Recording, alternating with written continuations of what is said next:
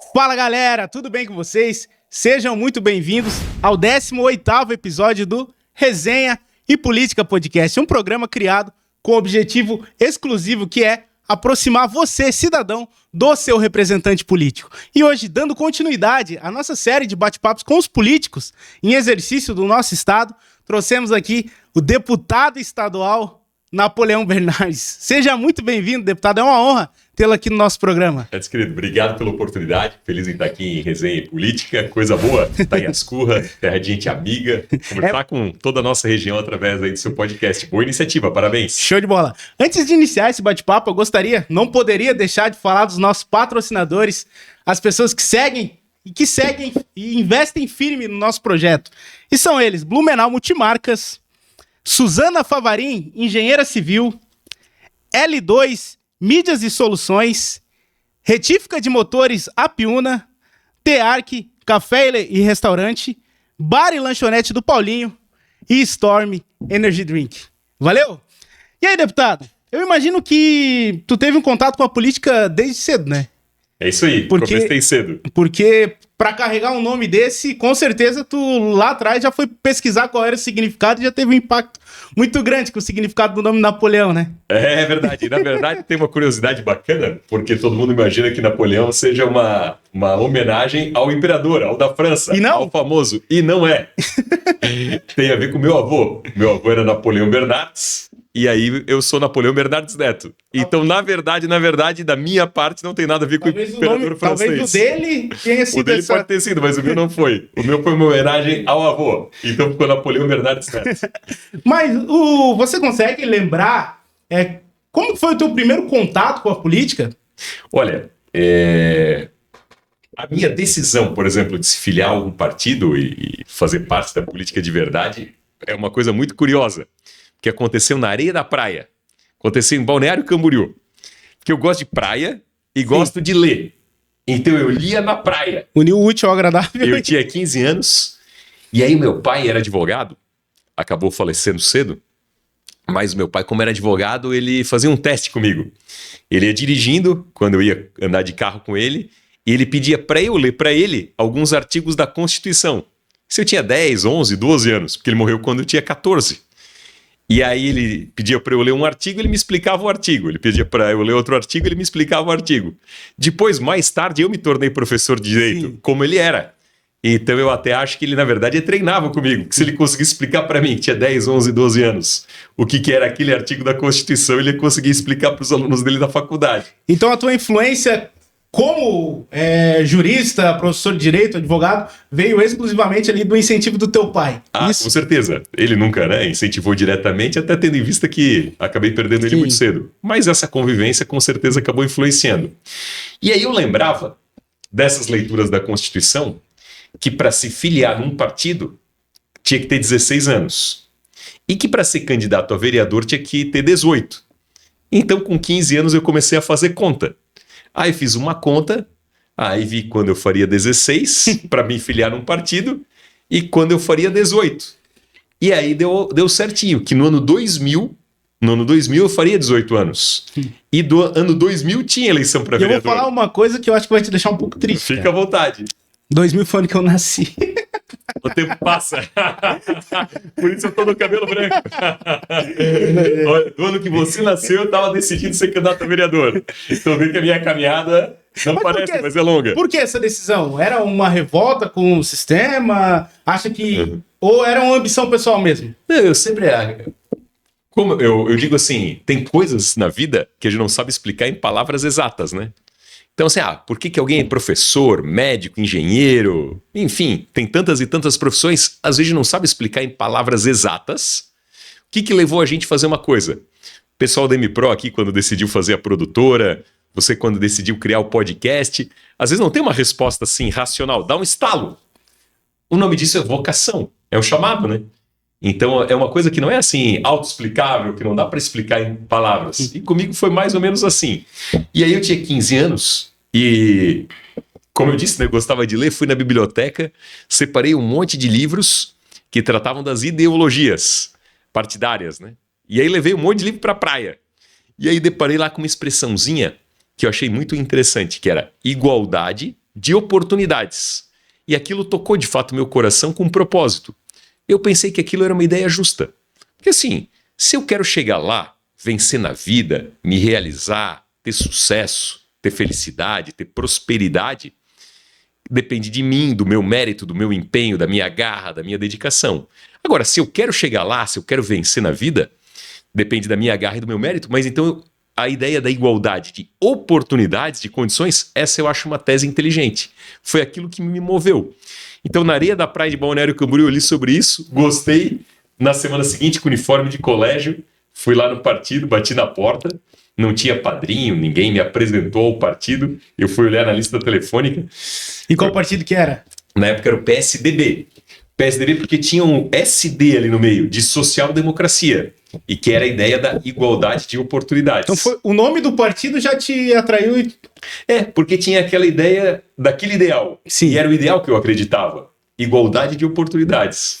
Então isso eu tinha 16 anos, um monte de gente sonha em fazer 18 para ter carteira de motorista. Eu sonhava fazer pra 16 para fazer o título de eleitor e poder disputar a eleição do 2000. E eu disputei aquela eleição, na verdade, com 17 anos. Porque na Constituição tem que ter 18 na data da posse. Na data da posse eu teria. Então no ano seguinte você teria 18, então...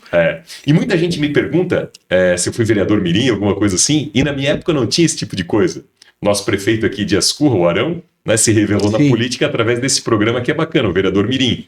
Que na minha época isso não existia, então eu fui direto naquela que estava valendo. E quando jovem, já com interesse, né, de ser político, de ter um mandato político, tinha um político em específico, em Blumenau ou a nível estadual e nacional que você se inspirava? Eu sempre gostei de ver debate, eu gostava de ler jornal. Eu, com 16 anos, com 15, assinava uma revista de economia, que era Exame, eu adorava ler sobre economia, sobre negócio. Então eu era um cara diferente. Diferente mesmo. Com 16 anos, só sabia jogar bola e ficar fora de casa. Talvez porque como eu não tinha o talento para bola. Não, eu também não tinha. Eu ficava ali lendo, eu adorava ler. Então, assim, eu li um pouquinho sobre, né... Entre acertos e erros, eu sempre acho que, né, enfim, de boa fé, muita gente tenta acertar. Né? O Fernando Henrique fez um mandato de presidente diferente, abriu economia, privatizou muita coisa se modernizou por uma gestão moderna que ele teve. Né? Hoje, se cada um tem um celular, tu acredita que, por exemplo, uma empresa de telefone era uma estatal, era uma empresa pública do governo, né, com todas as deficiências de uma empresa pública de governo. Fernando Henrique privatizou a telefonia e com isso cada um pôde ter o seu telefone que antes não tinha. Antes o telefone era tão caro, mas tão caro, que as pessoas ricas compravam telefone para alugar para os outros. Tinha locadora de telefone, para tu ter uma ideia de como é que a coisa era. Lembra disso, Henrique? O tempo passa e a gente esquece.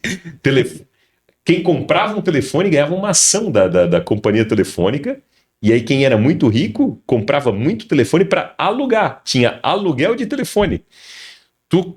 Ter um telefone fixo em casa era um sinal de riqueza.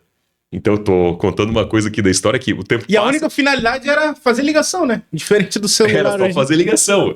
Era um símbolo de status, assim, ter telefone e tal. Pessoa se inscrevia, ficava na fila para ter telefone. Telefone fixo, né? Telefone fixo, ficava na fila. Eu lembro do telefone lá de casa até hoje. Era 225151 o número do telefone. Então o Fernando Henrique foi o cara que privatizou, né, e entendeu que isso não era coisa de governo. Isso tinha que ir para empresa privada. E na época ele era muito xingado, né, de liberal, de neoliberal, como uma ofensa, né, o que hoje, inclusive, né, para muita gente é uma virtude, na época era uma ofensa. Era uma ofensa. A Embraer era uma empresa estatal. E aí Fernando Henrique privatizou a Embraer e hoje ela concorre com a Boeing, tá, né, uma das ações mais valorizadas da Bolsa. Então isso foi uma coisa do Fernando Henrique. A Vale do Rio Doce era uma empresa estatal. Fernando Henrique privatizou a Vale. Então, naquela época, ele era um político que... Inovador, para a época. E que você admirava, então. Gostava da ideia. Em 2000, você foi candidato. E aí, como é que foi? Perdi. Mas por muito, por pouco? Pô, perdi por pouco. Blumenau foi corajosa. Eu, na época, né, fiz 768 votos e teve um vereador eleito com 860. Já era um cara conhecido, então, naquela época, lá na cidade? Sabe que eu era um cara muito tímido, né? E aí eu tive uma ideia, porque eu tinha muita dificuldade de falar em público e não gostava. Eu pensei, pô, para fazer campanha eu vou precisar conversar com as pessoas. E aí isso era uma deficiência que eu tinha. Então eu tive uma ideia, porque ao mesmo tempo eu tinha que melhorar isso em mim, né? Eu tinha dificuldade, porque eu tinha muita timidez, e eu sempre brinco, e isso na verdade é verdadeiro. A timidez, eu sempre digo o seguinte, é uma coisa que a gente não vence. Eu sigo tímido. A timidez a gente disfarça. Ignora. Aí eu brinco sim, as pessoas acham que eu disfarço bem. Mas então eu sigo sendo tímido. Mas aí eu tive uma ousadia. Eu pedi o meu primeiro emprego em rádio. Porque eu pensei, bom, já que eu sou tímido, eu preciso treinar. Na rádio ninguém me vê. E aí eu treino. E aí eu precisava ajudar em casa, meu pai tinha morrido, precisava ajudar em casa. Eu, ao mesmo tempo, ganho meu dinheirinho, tenho meu primeiro emprego, pedi o primeiro emprego em rádio. E aí deu certo. E aí comecei o programa ao vivo, na rádio. E já ficaria conhecido para a política. Né? Isso aí. Aí, enfim, fui bem na primeira eleição, faltou um pouquinho. E aí no dia, claro, no dia eu fiquei triste, claro que não fica, né? Perdeu.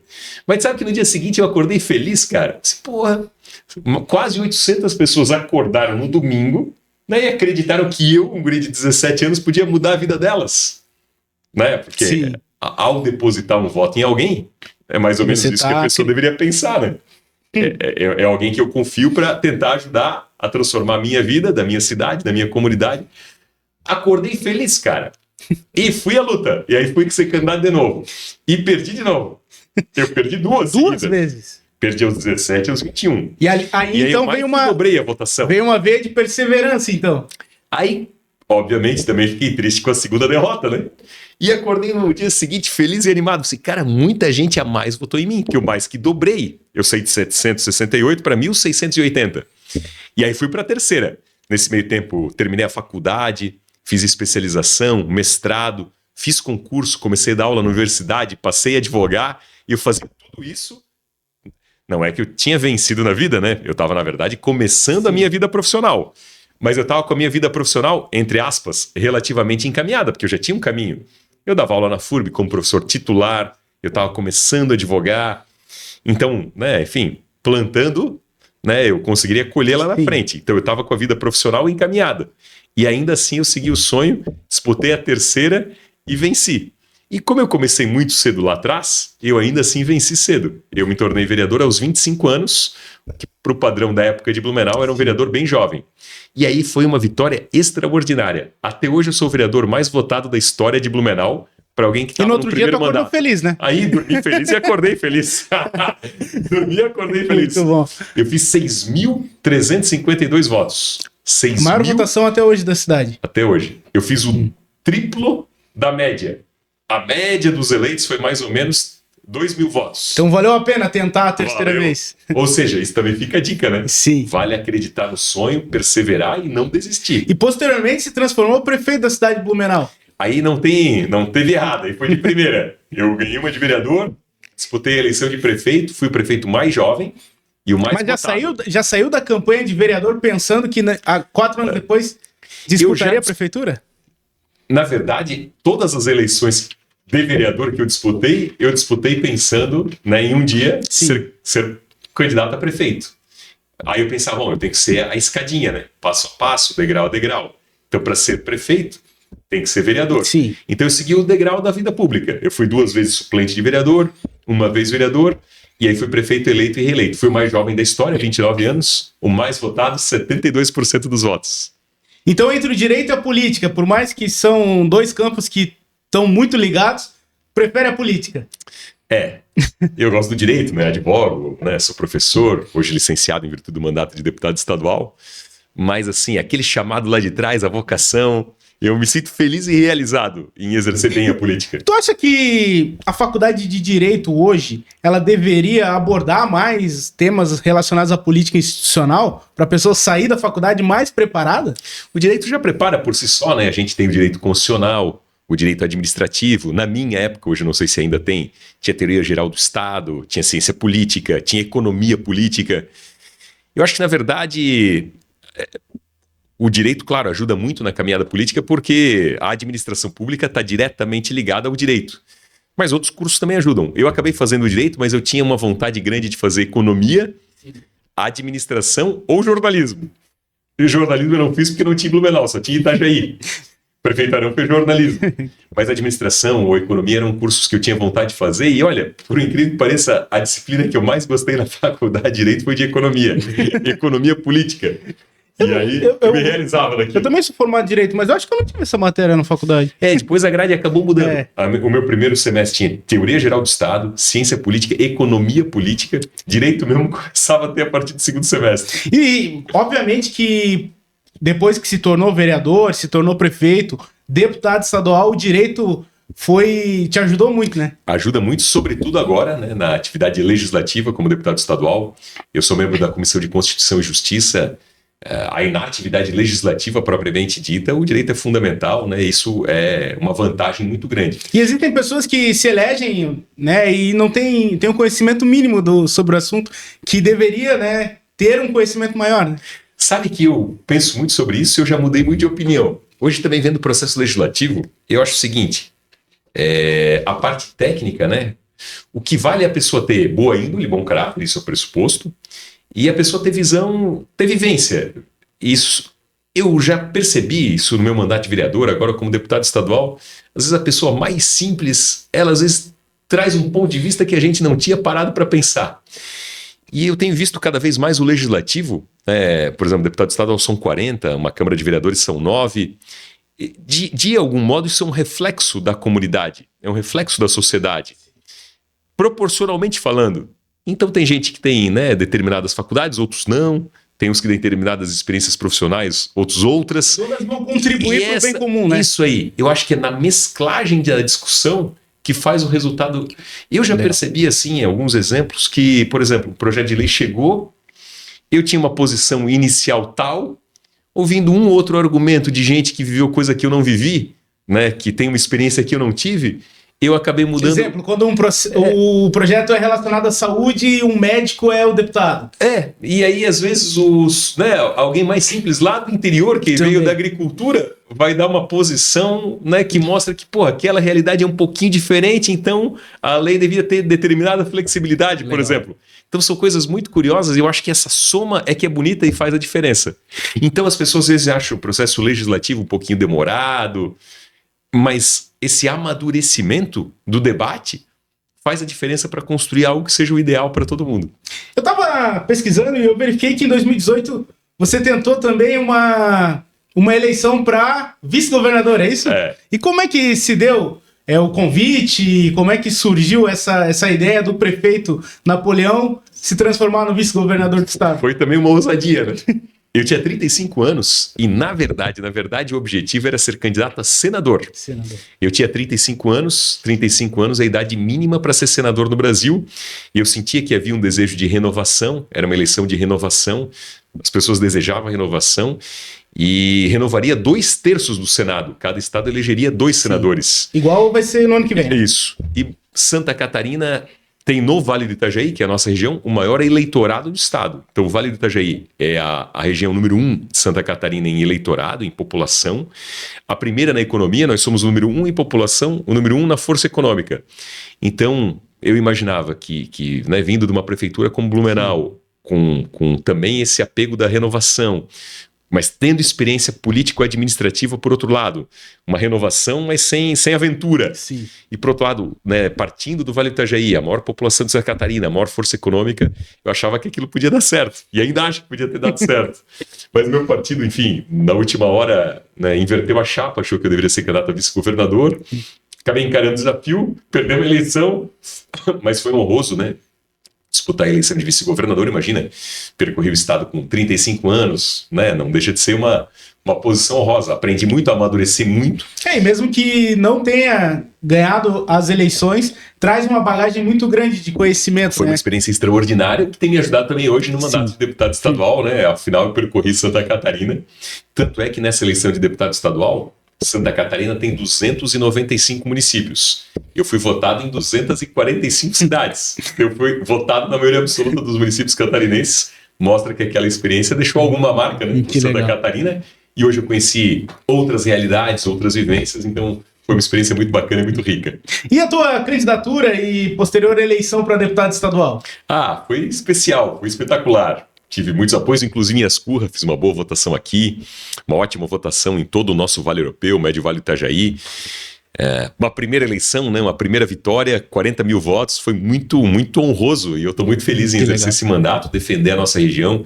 Tenho conseguido trazer muito recurso, muito investimento aqui para a nossa região, e seja para Ascurra, seja para cidades vizinhas. Então está sendo um momento muito realizador. E nesses 3 anos de mandato, de primeiro mandato como deputado estadual, quais são os projetos criados pelo Napoleão que merecem um destaque, que estão em trâmite hoje aí no nosso estado? Olha, a gente tem a questão dos recursos, né? E a gente tem sido algum dos campeões aí em trazer recurso e investimento aqui para a nossa região, tem defendido firmemente a nossa região, tem sido um parceiro dos municípios. Eu acho que o deputado estadual tem que ter um papel de advogado de defesa, embaixador da causa de defesa dos municípios. É isso que eu tenho buscado fazer e tenho feito. E, né, enfim, as lideranças aqui dos municípios da região reconhecem isso em virtude da nossa presença constante. A gente está direto aqui, trazendo recursos, trazendo investimento e defendendo os temas que são importantes aqui para a nossa região. Por outro lado, tem a questão das leis. Tem 2 leis que eu destaco que valem para todo catarinense. Todo mundo que está ouvindo é beneficiado com 2 leis que a gente teve um papel decisivo. Uma delas é a lei do IPVA, que limita o reajuste abusivo, proíbe e acaba com o reajuste abusivo do IPVA em Santa Catarina. A lei nossa está em vigor, está valendo. Para dar um exemplo concreto, em 2021, a inflação no Brasil foi 10%, inflação alta. E o IPVA subiu criminosos e assustadores 33%, o triplo da inflação, 3 vezes a inflação, um absurdo. Um assalto no bolso do contribuinte. Então eu botei na lei do IPVA um teto, uma trava. Então o IPVA em Santa Catarina nunca mais na história vai subir acima da inflação. Conquista nossa, lei nossa, que está valendo. E eu até fiz uma recapitulagem aí na história.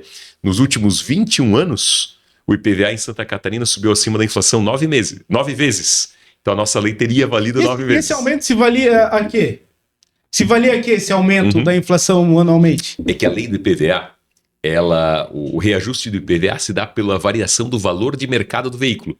Então, nesse caso específico, 2021, teve a história da pandemia, que fez o valor dos carros aumentar muito. Então, o IPVA vai subindo de acordo com a variação de mercado do veículo.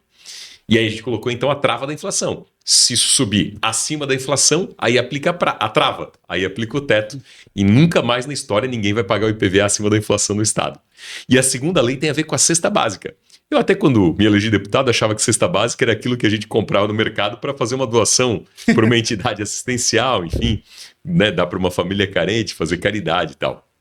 Mas cesta básica na lei é um conceito de alimentos que são listados na lei e que tem um desconto no imposto.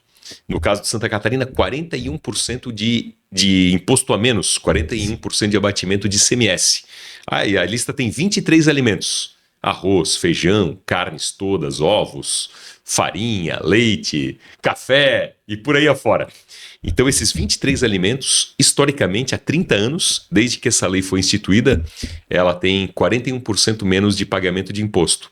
Só que essa lei tinha um artigozinho final e dizia que ela ia deixar de vigorar no dia 31 de dezembro de 2023. Se colocou essa data na lei original de 30 anos atrás. E o tempo passa e o dia estava chegando. E a gente percebeu isso. E aí, com a nossa luta, a nossa cobrança, a gente conseguiu renovar essa lei por mais 4 anos. Então, de 4 em 4 anos vai ter que ter essa luta pela lei de responsabilidade fiscal. Incentivo fiscal tem que ser até o fim de um determinado governo. Então, é de 4 em 4 anos. E a gente conseguiu colocar o dedo na ferida e conseguiu renovar, portanto. E a gente evitou, na prática, que o arroz, feijão, a carne do churrasco no final de semana, enfim, aumentasse 41% do dia para a noite no dia 1º de janeiro. Muito bom. Eu acho que todo dia eu abro o meu Instagram, eu tô rolando, eu vejo um vídeo teu numa BR, cara. Olha só! BR-102. Como é que é esse projeto? Santa Catarina passa pela 470, que a gente tem obviamente cobrado. De Blumenau a Navegantes avançou, de Blumenau a Indaial está bem atrasado, né? E de Indaial até Rio do Sul aí é o caos, né? Não tem nem projeto. Então a gente está botando o dedo na ferida. Primeiro que isso representa mais segurança. Tem muita morte na 470, Sim. Tem pessoas que morrem ali. Isso é uma tristeza e uma tragédia. Segundo, a gente perde tempo de vida, né? E não tem nada mais precioso na vida da gente que o tempo. Poder estar com o filho, poder curtir com a família, seja um tempo para estudar, para trabalhar, para produzir. Tudo vale mais do que ficar parado no engarrafamento na 470. Então a gente tem batido nessa tecla. E também tem batido na tecla do que eu chamo de BR-102, que é uma alternativa à BR-101, porque hoje a BR-101 de Joinville a Itapema, ela está travada. Ninguém sabe que horas sai, que hora chega. E eu mesmo passo por lá 2 vezes por semana, uma para ir para Floripa, uma para voltar. A esposa, a filha pergunta, pai, que horas vai chegar em casa? Não sei. Não tem hora para Porque chegar. tem que ir atualizando pelo Waze. É incrível, a gente não consegue saber que horas vai chegar, porque está travado. Então tem gente que morre na rodovia, e além do que, né, tem gente que fica parado, né, perdendo literalmente tempo e dinheiro lá naquele trânsito infernal. Então a ideia é fazer um contorno viário, uma via paralela à BR-101, de Joinville até o início do contorno viário da Grande Florianópolis. E, inclusive, o governo do estado agora já está na fase dos projetos de engenharia. Claro, isso é por concessão, por licitação, né? O pessoal diz, Napoleão, isso vai levar 20 anos. Aí eu falo, olha, mas se a gente não começar, aí vai levar 21 anos e um dia. É verdade. Se começar semana que vem, é 20 anos mais uma semana. Se começar só daqui a um ano, é 20 anos mais um ano. Então, eu digo, vamos acreditar e tem que acontecer. Então tem A que ter própria o ponto de duplicação partida, da porque... BR-101, muita gente lá atrás não acreditava. O contorno viário da Grande Florianópolis levou 10 anos. Mas hoje está aí, está dando resultado, funciona, que é uma beleza.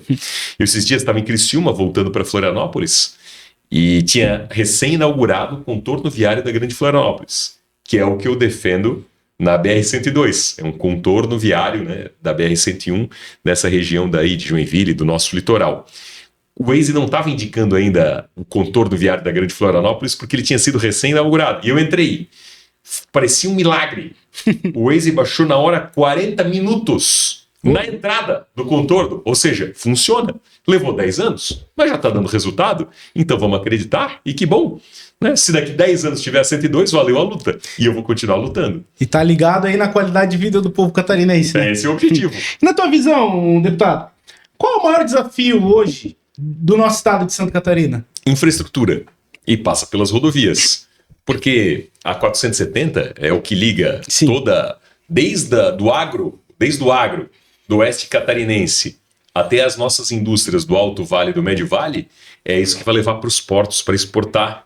É isso que traz a matéria-prima, né, que a gente importa dos portos para cá.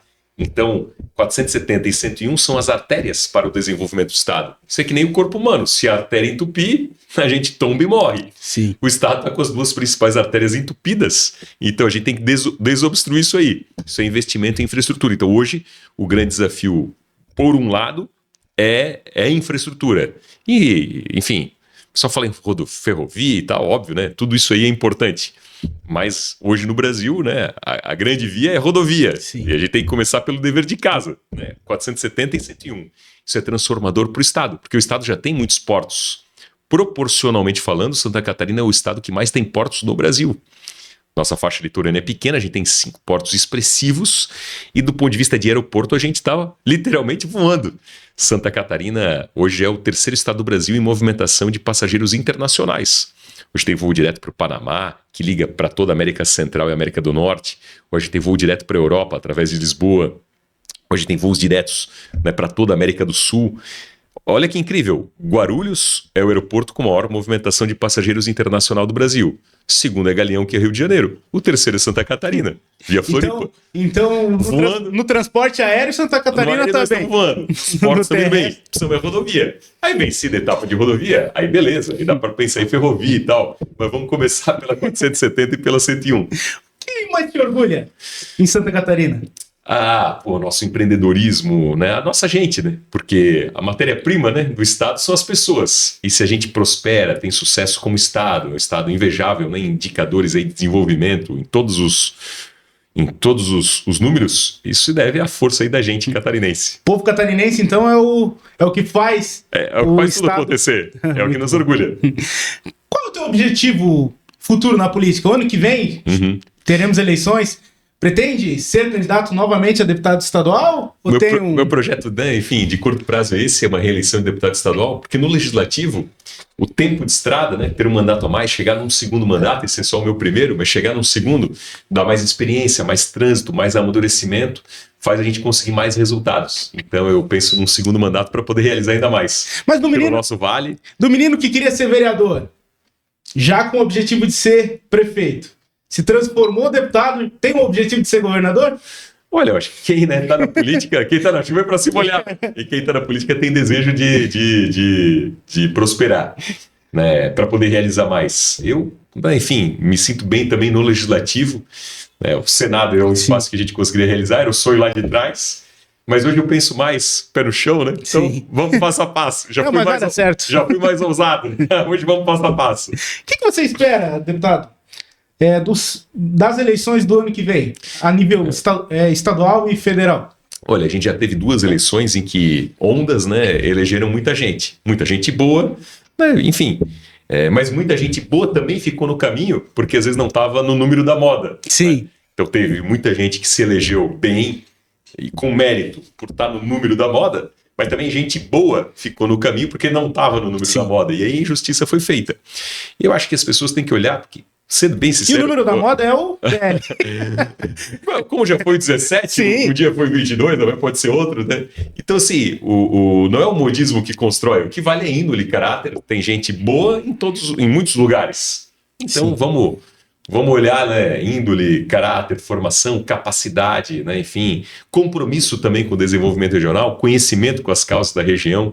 Então, a gente também tem que defender aqui quem possa defender também a gente, né, no Médio Vale, no Vale do Itajaí. E no teu partido, que é o PSD, tem um pré-candidato já que já está rodando o estado. O senhor quer muito que o João Rodrigues se transforme em governador? Olha, o João Rodrigues é um cara dinâmico, realizador, conhece bem as curras, já teve muito aqui, já teve ali nas curras de oportunidades, é alguém que conhece bem o estado, alguém que realiza, o cara tem um coração gigante.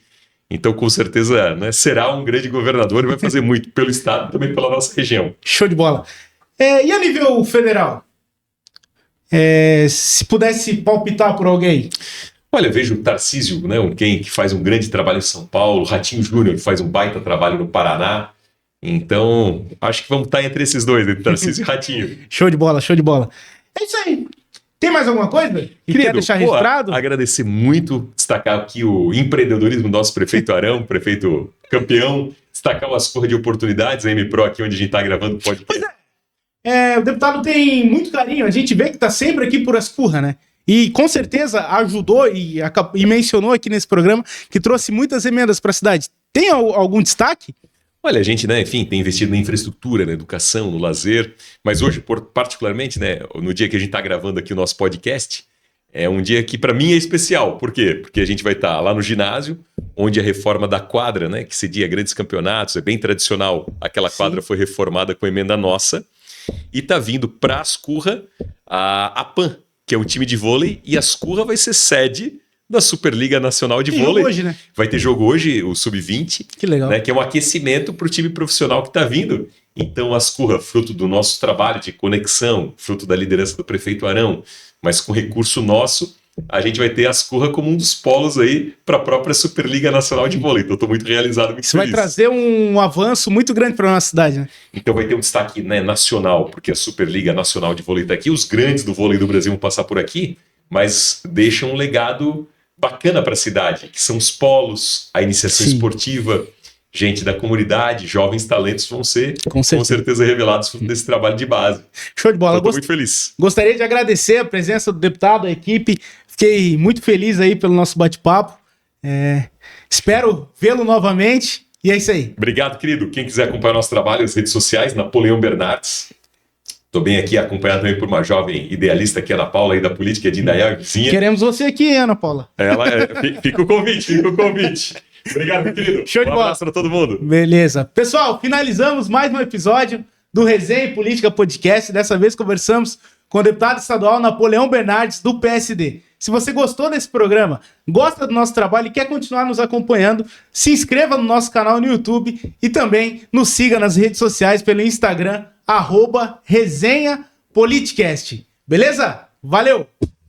Fechou. Valeu. Obrigado, cara.